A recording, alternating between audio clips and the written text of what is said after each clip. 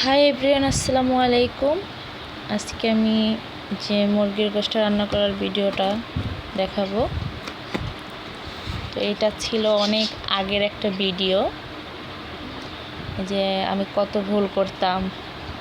আসলে যে একটু জুম করে একটু কাছাকাছি করে ভিডিও করতে হবে তাও আমার খেয়াল ছিল না।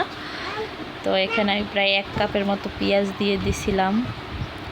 তো যে মুরগিটা রান্না করতেছি ওইটা আসলে আমরা নিজেরা পালছিলাম ব্যালকনিতে।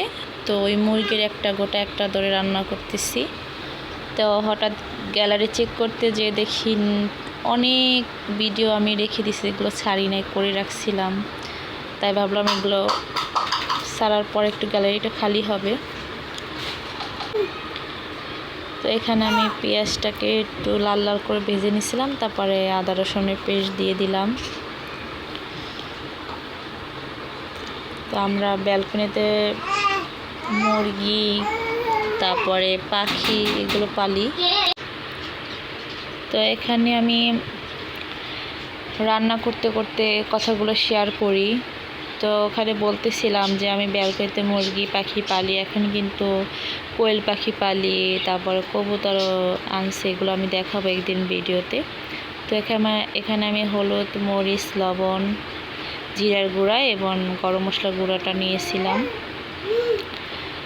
তো আরও 4-5টা ভিডিও আমার আছে। আসলে আমি এত মন ভোলা, ওই টাইমে আমি ভিডিও ঠিকই করতাম, কিন্তু আমি ভয়েসিংও দেওয়ার সময় থাকতো না, আর সারার সময় থাকতো না, আমার ইচ্ছাই করতো না। কিন্তু ইদানিং আমার ভিডিও করতে করতে একটু আমার মনে হলো না, আমি যাই ভিডিও করবো সাথে সাথে একদিন পর পরই ছেড়ে দেবো।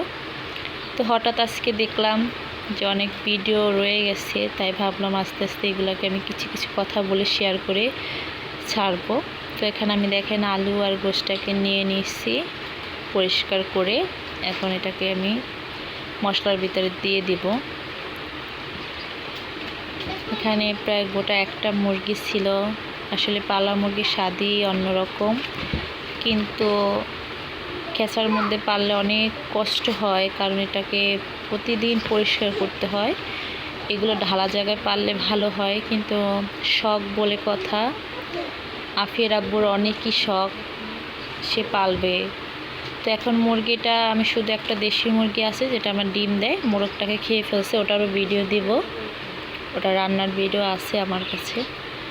তো এখন শুধু ওই যে কোয়েল পাখি আছে, আর হচ্ছে যে মুরগিটা ডিম দেয় ওইটা আছে, আর কবুতর আর পাখি আছে।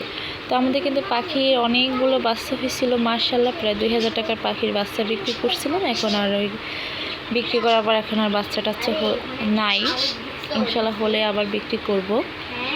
তো এখানে যে আমার রান্না হয়ে আসছে, আর এখানে আমি ভাবলাম জিরাটা টেলে নেই, গুঁড়ো করে নেই। তো এখানে ঝোলটা দিয়ে দিলাম কষানোর পর। আর এই যে রান্না আমার প্রায় শেষ, তো জিরার ফাঁকিটা দিয়ে দিলাম। তো রান্না করতে করতে অনেকগুলো কথা বললাম, ভালোই লাগলো। আসলে কথা বলার সময় ভাবি কি বলবো, অন্য কথা বললে আবার ভিডিওতে কোন কথা বলতে হবে ওটা হারিয়ে ফেলি। তো জিরার ফাঁকিটা দিয়ে নাড়াচাড়া করে নিলাম। তো এটা কিন্তু ব্রয়লার মুরগির মতো লাগে না, এটা একদম দেশি মুরগির মতো স্বাদ লাগে। তো অনেক কষ্ট, আসলে আফির আব্বু অনেক কষ্ট করছে, প্রতিদিন পরিষ্কার করতে হয়েছে, অনেক কষ্ট করতে। তা মুরগি চেয়ে হয় কি যে কবুতর, তারপরে কোয়েল পাখি, এগুলোতে ময়লা কম হয়।